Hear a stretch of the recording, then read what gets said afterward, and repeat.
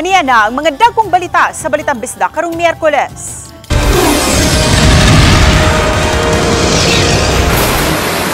Sitenta ka mga panimay sa Bukirang Barangay sa Manipis, Talisay City, gibahaan. Kapitolyo, walay province-initiated flood control projects. Pulis sa Bohol nga gireklamong nalambigit sa lain-laing krimen na sikop. Og imahen sa Santo Niño, isuroy sa kabarangayan alang sa Sinulog 2026.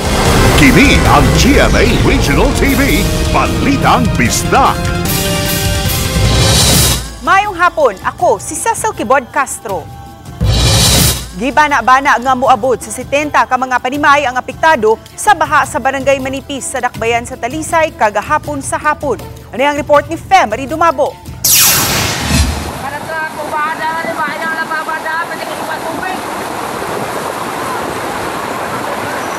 Sa kuha nga video sa usa sa mga mulupyo sa Purok Bambo, Barangay Manipis, makita kining kusog nga bulog sa tubig nga dunay kuyog nga mga bato ug mga lapok nga miagi sa daan.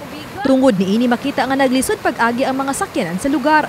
Ang maong tubig baha ang kusog usab nga nipatighog sa mga balay nga naa sa kilid nga bahin. Nahitabo kini pasado 2:00 gahapon sa hapon human mobunok ang kusog nga uwan.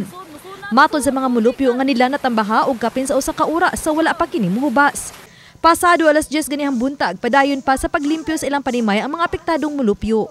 Nabalaka sila nga muhumok ang yuta nga gitindugan sa ilang mga balay. Nanawagan ta mi ma'am ba ni Mayor Samsam ma'am nga kuan ta ni butangan ta ni kanal diri ma'am unsa ba ilahang i-solusyon ani diri ma'am ba kay di ni mahimo ma'am na sige uwan ay ko ina nga sige na mi gabahaan diri nya maabot sa time nga magsige ni gabahaan mga adto mis ubos. Dana ba kabaro ko dali ang tubig dinukso gadari soda ri apay bahas dana nga kuan horog yung kanod.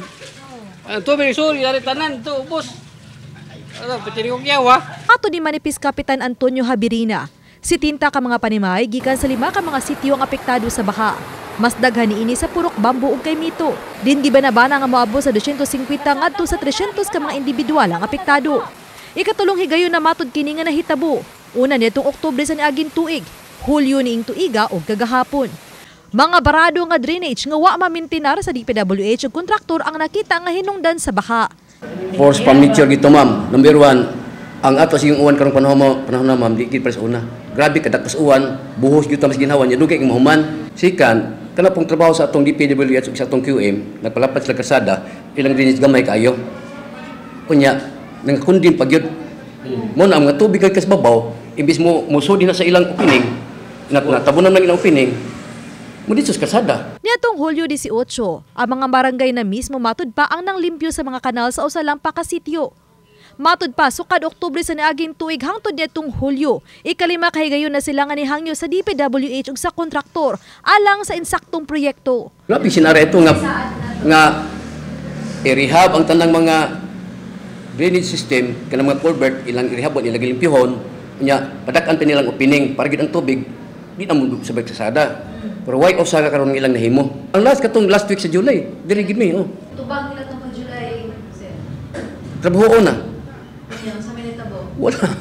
Mato ni Engineer Christian Bernido, District Maintenance Point Person sa DPWH 2nd Engineering District alang sa Talisay Toledo Wharf, nga kanunay sila nagpahigayon og clearing sa mga kanal.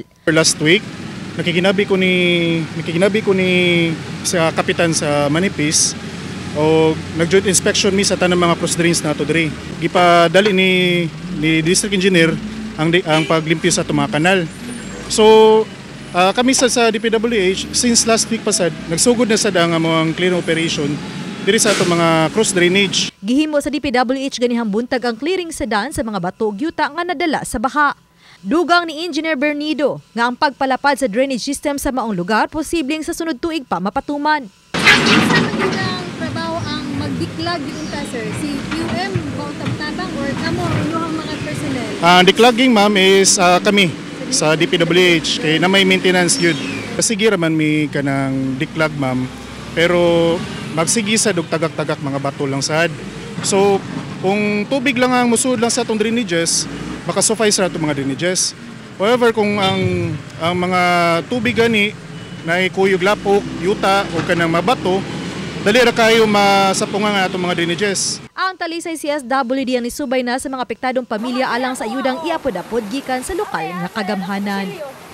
Oba ni Cleofer Lumayag, Femery Dumabok. Balitang Bisdak. Kapitolyo nangayo og listahan sa DPWH sa mga flood control projects nga gipatuman sa lalawigan sa Subo. Alan usay buot sayran ni Governor Pamela Baricuatro sa pagpangayo niya sa maong listahan. Sa giklaro ni Cebu Governor Pamela Baricuatro nga way province initiated flood project kini subay usab sa pamahayag ni Presidente Bongbong Marcos nga usa ang Cebu sa gibubuan og multi-billion pesos nga proyekto batok sa baha. Matod sa gobernador, ubos sa nasudnong kagamhanan ang tanang mga proyekto batok sa baha nga gipatuman sa nagkadang dapit sa lalawigan sa Sugbo. Tungod nini, nangayo karon og listahan ang gobernadora sa DPWH sa tanang mga project nga giimplementar sa probinsya. Uyon ang gobernador nga imbestigahan ang isyu aron masayran ang dagan sa mga proyekto nga giponduhan og binilyon ka pesos. Ang Sugbo ay ikaduha sa labing daghang proyekto matod sa presidente. There's an investigation, then so be it, you know. May na mibawa na kung kakag diri, kung kinsay nang urako diri taning mga funds, no? Sayo nini, giklaro ni Engineer Danilo Villa Jr., ang direktor sa DPWH Regional Office 7, nga nahasubay ang tanan sa eksaktong proseso sa pagpatuman sa flood control projects. Apil na nini ang pag-award sa mga kontraktor diin wa lang gi-award sa usa ka kontraktor. Gipasabot usab sa DPWH official nga anong daghang flood control program ang Sugbo nga dili man sama subang dapit nga hilabihan ka grabe ang suliran sa baha. Mato di Villa nga usa sa nakaingon nini ang epekto sa mausab-usabon nga kahimtang sa panahon o climate change diin na panglantawan nga posibleng paggrabe sa baha sama sa netabo dito sa kauluhan. Ang Cebu province is a ultra metropolitan area.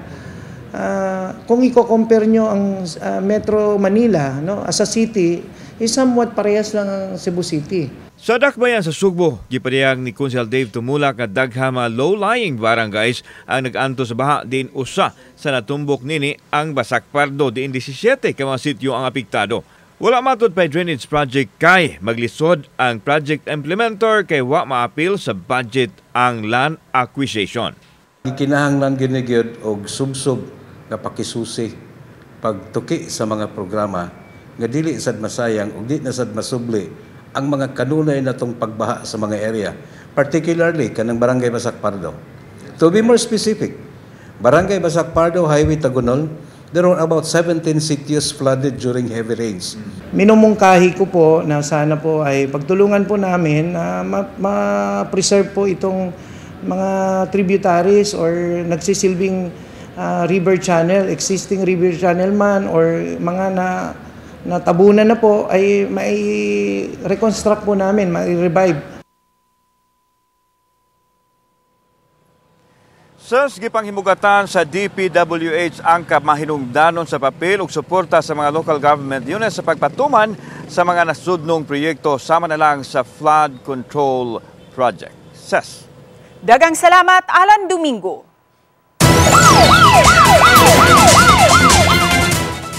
Sikop ang usa ka pulis sa Bohol human malambigit sa sunod-sunod nga krimen, apil na ang pagpangawat ug pagpamusil.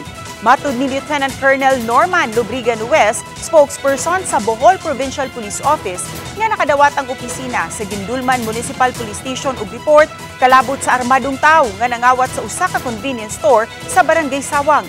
Daling mipahigayon og hot pursuit operation ang kapulisan apan nakaikyas ang suspect.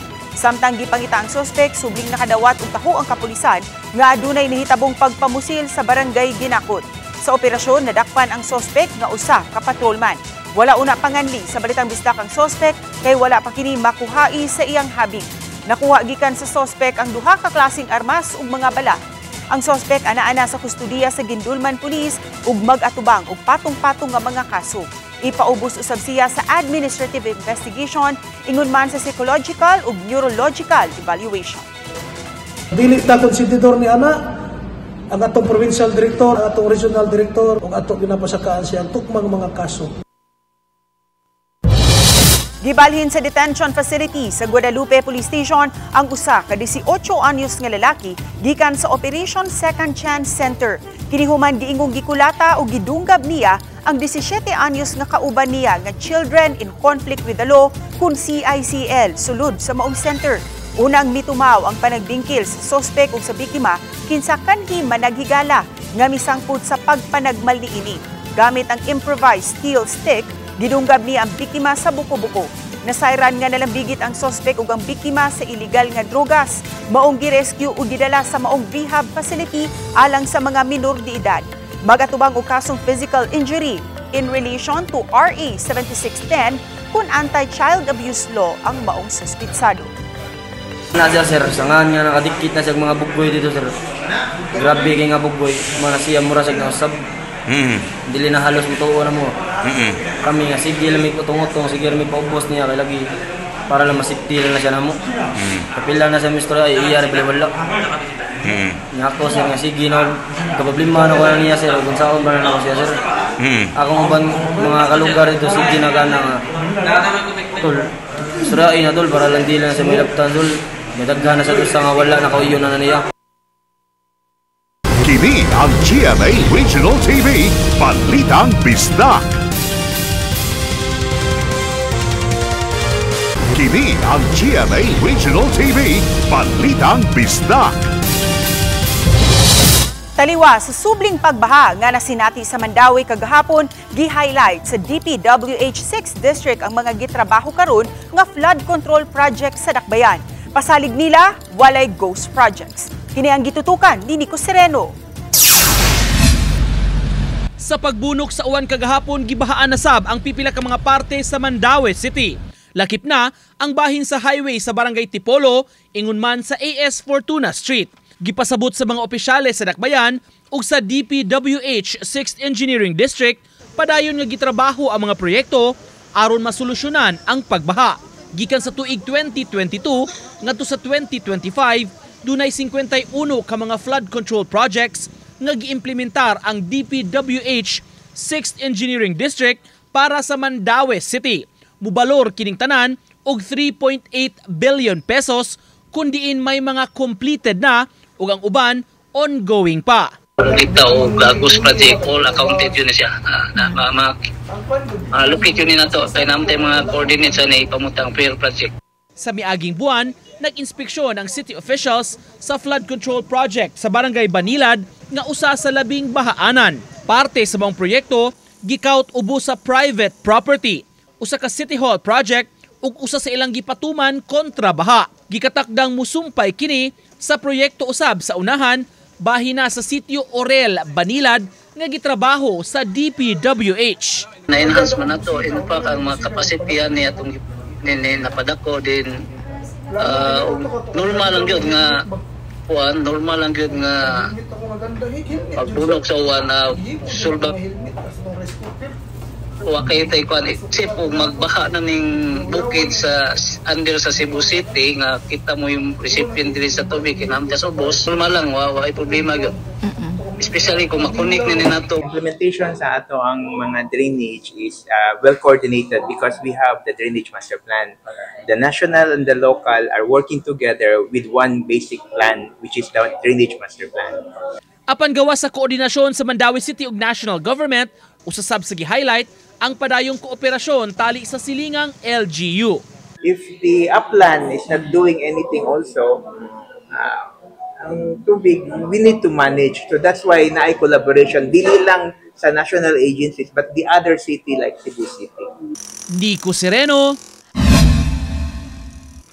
Balitang Bisdak. Gilubong na ang mananagat sa Barangay Punta Engaño, Lapu-Lapu City nga naigo sa kilat ni atong Agosto 5. Nagpasalamat ang iyang live-in partner sa mga tabang nga nadawat gikan sa lokal nga kagamhanan. Si Luan Mirundinas sa report. Alauna karong hapon, gihatod na sa simbahan sa Birhen sa Regla ang patayng lawas ni Teodolito Intan alang sa Riquemas. Nailo ni Teodolito ang iyang 35 anyos nga live-in partner nga si Teresita ug ang 8 nila ka mga anak nga nanag-edad og 4 ngadto sa 17 anyos ug ang usa ka buwan nilang masuso. Nanagat si Teodolito sa kadagatan habig sa sitio Malingin, Barangay Punta Engaño niadtong August 5 dihang naigo siya sa kilat ug nakabsan sa kinabuhi. Ako mong pangalingkamutan, mama. Di ko magpalingon niya kung gumikan sa mga anak. Wala, ako lang ihangyo po niya, gagabayan niya kong mga bata. Labi na ko nga tagawag, baskus panglawas para makakuan ko sa mga bata, makaatiman, hindi ko lihok sa amo. Bisan pa man sa gidangatan siyang live-in partner, mapasalamaton gihapon si Teresita sa mga hinabang nga ilang nadawat. Giabaga sa lokal nga gamhanan sa dakbayan sa Lapu-Lapu ang tanang mga gastuhan sa pagpahiluna sa pateng lawas ni Teodolito. May mga family food boxes usab nga gihatag ang CSWD ngadto sa ilang pamilya.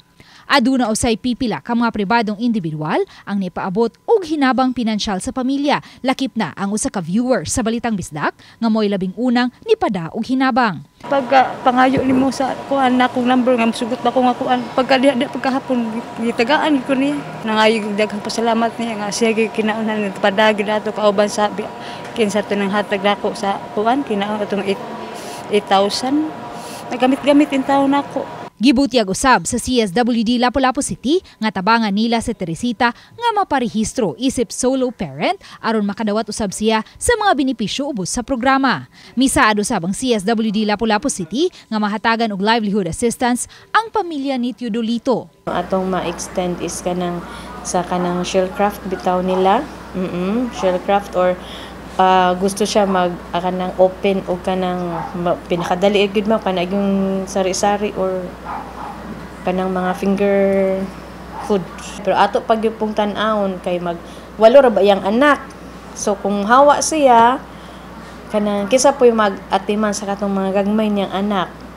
Ay basin bata unya giatiman pud og bata. Uban ni Marlon Melgazo, Luan Merondina. Balitang Bisdak.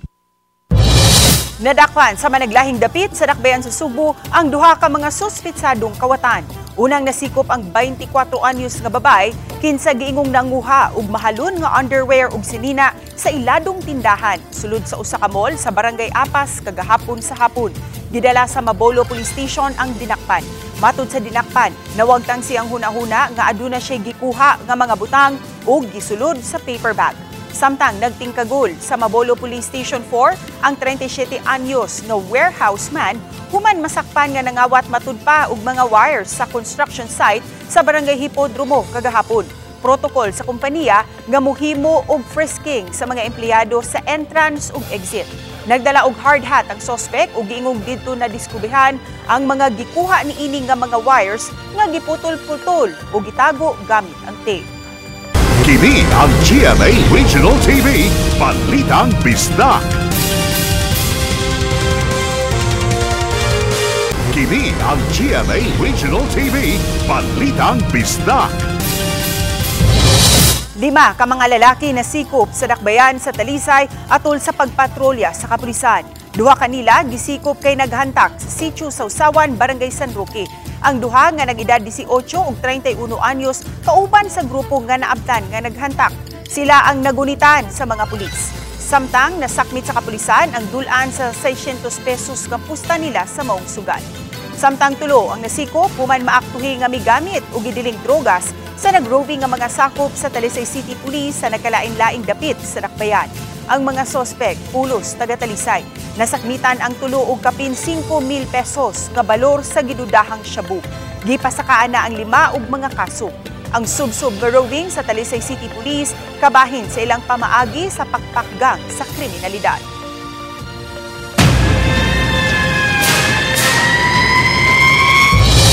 Sunog miulbo sa duha ka mga panimay nga gihimong boarding house sa Tabaco Street, Tagbilaran City sa Bohol kagahapon sa hapon. Daling midako ang kayo tungod kay karaan ang mga panimay nga ginama sa kahoy. Giisa sa second alarm ang sunog nga napaong kapin sa usa ka oras. Matud ni Tagbilaran City Mayor Jane Yap, apektado ang 4 ka mga pamilya kun 17 ka mga individual sa maong sunog nga nagbilin og 2.7 million pesos nga danyos. Walay nasamdan sa maong insidente. ang mga biktima kasamtangang anaa sa Tagbilaran CDRRMO Evacuation Facility. Gawa sa hinungdan sa sunog, apil nga gipa-imbestigar sa lokal nga kagamhanan ang mga residential houses nga gigamit nga boarding houses. Matud sa mayor, wala kini mahatagi og business og fire permit. Patay ang 17 anyos nga lalaki human malagpot gikan siyang gimaneho nga motorsiklo ug nabunal sa kalsada diha sa Barangay Biasong, siyudad sa Talisay, kaginihang alas 2 sa kadlaw. Ang namatay usa ka tinun-an nga taga Purok Tugas, Barangay Dumlog. Sa investigasyon sa kapulisan, nasuta nga ang biktima nakig-inom siyang higala diha sa ilang panimay. Apan sa ilang pagkahuman kaganihang kadlawon, wa masayod ang mga ginikanan niini nga gihatod sa biktima ang iyang higala sa Barangay Biasong. Nahitabo ang aksidente dihang padulong na muuli ang biktima. Matod sa mga saksi, kusog ang padagan sa biktima nga mibangga sa gutter sa Taytayan. Milahos ang motorsiklo sa gate sa usa ka panimay.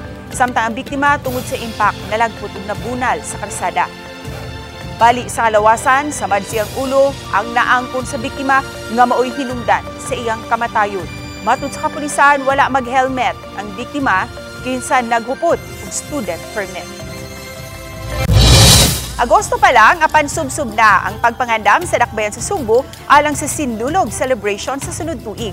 Ang mga kabag-uhan nga ipatuman sa iranta sa report ni Alan Domingo.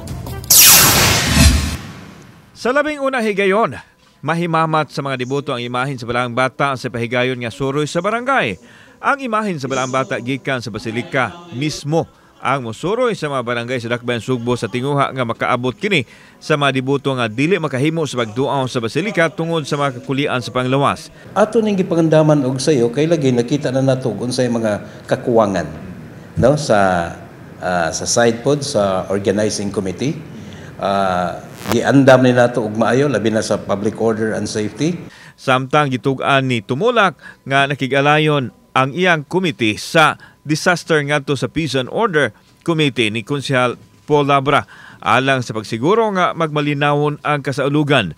Aron dili maghuot ang syudad, ipahigayon ang nagkadiang kalihukan sa Sinulog sa managlahing dapit sama sa South Road Properties, Plaza Independencia, Fuente Osmeña ug uban pa.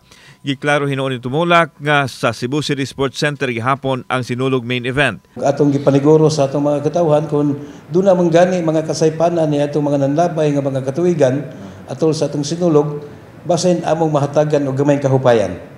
Gipaniguro usab sa opisyal nga mabayran ang mga tao nga moserbisyo sa mga kalihukan sa Sinulog sa sunod tuig. Kauban si Clover Lumayag, ako si Alan Domingo. Balitang Bisdak. Nakuhaan og video sa usa ka netizen ang pag-uwan og ice sa Ormoc City, Leyte. Ang eksplanasyon sa pag-asa sa nahitabo sa iranta sa report ni Luan Merundina. Grabe. Sa video nga gipost ni Jessa Intero, iyang gipakita ang mga pinong ice nga matud niya nangatagak samtang nibunok ang kusog nga uwan niadtong Lunes sa gabii sa Barangay San Jose, Ormoc City, Leyte. Gihulagway niyang susama kini kadakon sa mga naphthalene balls ug susama sa bato ang kasakit kun maigo kaniini. Hinon iyang gitataw nga way nasamdan kanila ug wa usay mga nangaguba nga mga butang sa ilang dapit nunot sa pag-uwan og ice. Sila nasay kanang nakagawas ato nga time ba nga naulanan gani sila. Sakit-sakit sa giguno sa panit, nakabantay sila nga sakit man ang patak sa ulan, pero ang mga damages like nabuho nga atop wala raman sa noon, ma'am. Dugang ni Jessa, unang higayon nila kining nasinati. First, ma'am, mura kog nalisang of course kay kuan wang good ka nang murag dili man siya good ka nang common sa ato nga panghitabo ba nga mahitabo nga nay magulan og ice kay naman ta sa Pilipinas dili man gid ta naka-experience og mga pagbugnaw nga kuan. Mura ko nakulbaan, ma'am.